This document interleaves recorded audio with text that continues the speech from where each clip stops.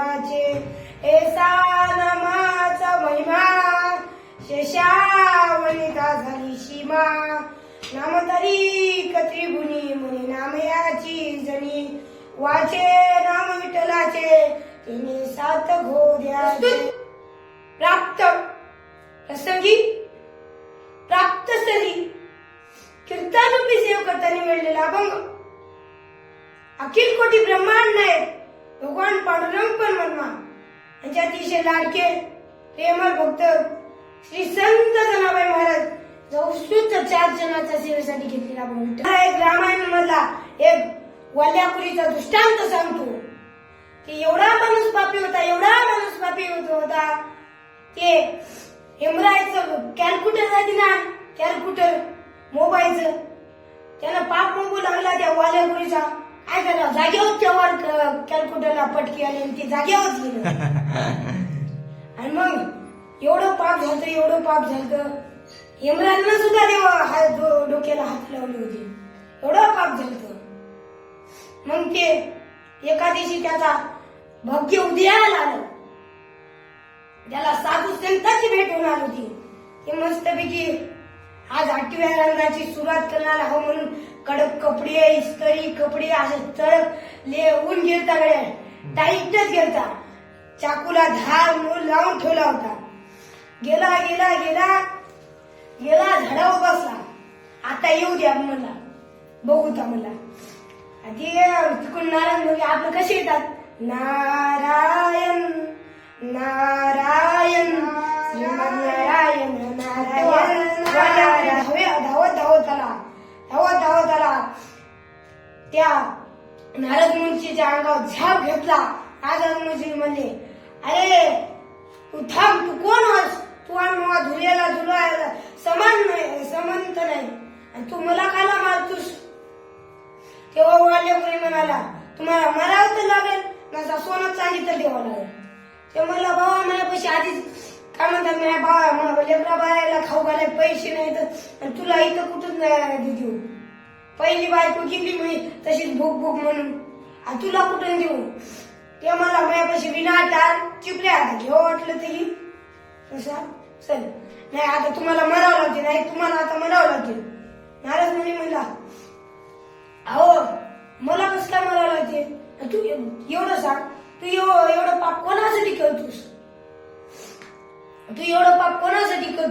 ते मला म्या माया संसारासाठी करतो म्या माया लेकरा बाळासाठी करतो म्या माया पुढच्या पिढीसाठी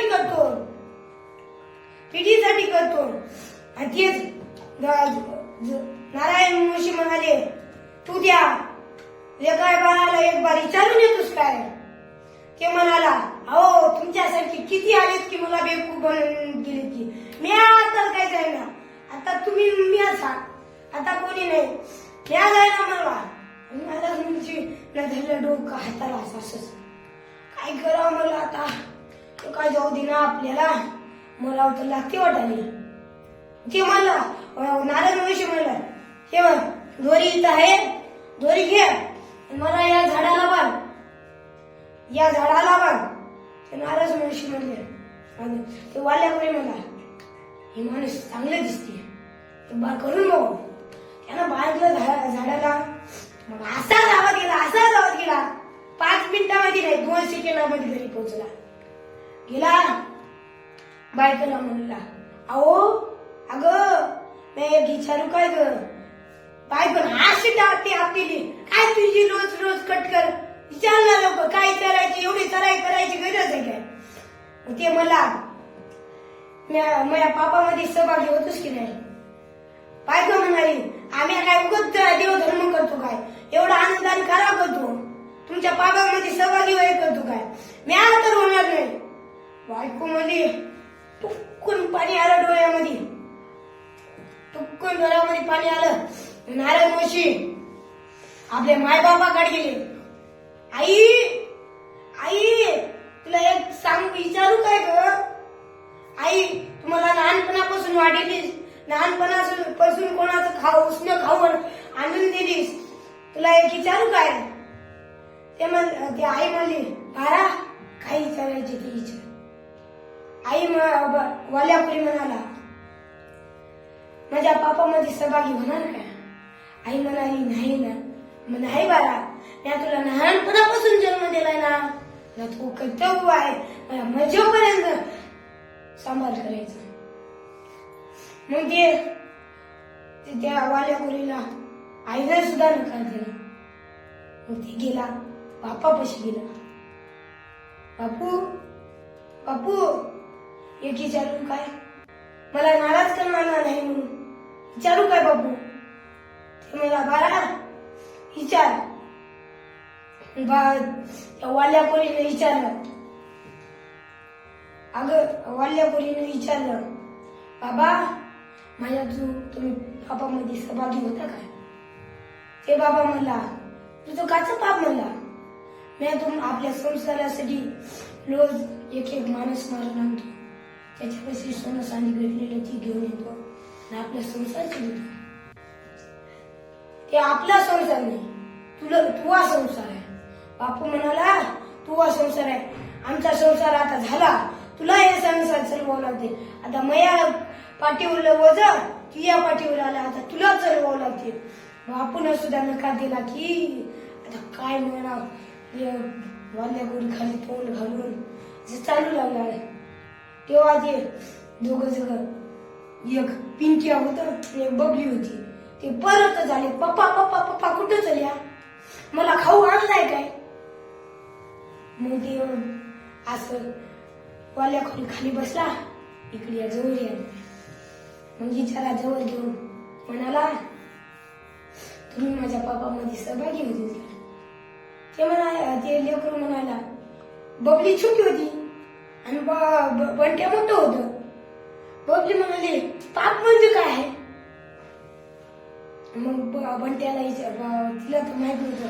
बंट्याला म्हणला, बंट्या तुला पाप म्हणजे माहित आहे ना, मग तू सांग माझ्या पापामध्ये सहभागी होता का?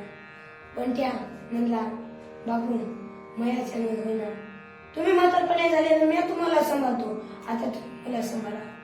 मग ते वाल्यापुरी लढत गेला, एवढं लढत गेला की त्याला इकडे जायचं ते सुधारणाच घेतो. ते गेला वाल्यापुरीपाशी. ते गेला नारदमुनीपाशी. नारदमुनीच्या पाया पडला, असं झपाटी घेतली पायाला. नारदमुनी, मला या पापामध्ये सुटका करून द्या, मला या पापामध्ये सुटका करून द्या, काही पण झालं. हो नारदमुनी म्हणले, अरे हे काय, ते तर मारणार होता, आता कला आलास? तो म्हणला, नाही आता मला माफी द्या, मला ह्या पापामध्ये सुटका करायचं काहीतरी उपयोग द्या, तसा तुम्ही माझ्या पापामध्ये सहभागी व्हा. नारदमुनी म्हणले, मयाच्या नव्हे ना गड्या, मी आचल निघून, तुला करायला ना, आता करू नको पाप. म्हणला, नाही तुम्हाला तुमचे पाय सोडणार नाही, तुम्ही मला सांगते तर तुमचे पाय सोडणार नाही.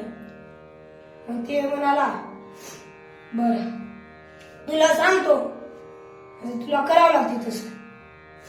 तो वाल्यापुरीला सांगायला, नारदमुनी म्हणाले, तू भक्त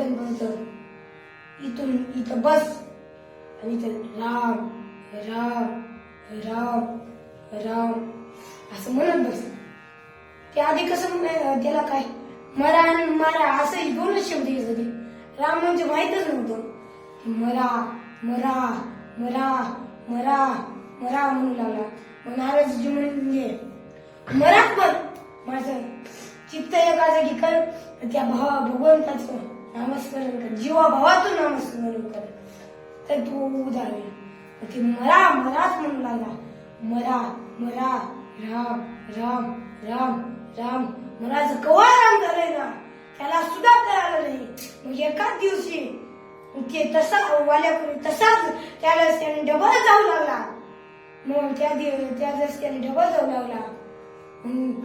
एक आहे ना असा एक मूर्ती होती, मूर्ती दिसू लागली आणि त्याच्यावर समंदीकर इकडी वाळू पसरली होती, झाडं झुडपच लागली होती आणि त्याच्यामधून आवाज येऊ लागले, मरा राम राम राम राम राम. मग त्या नारदमुनीला ध्यानात आलं, इथं ते वाल्यापुरी वेळ म्हणून तुकाराम महाराजांना आज्ञा दिली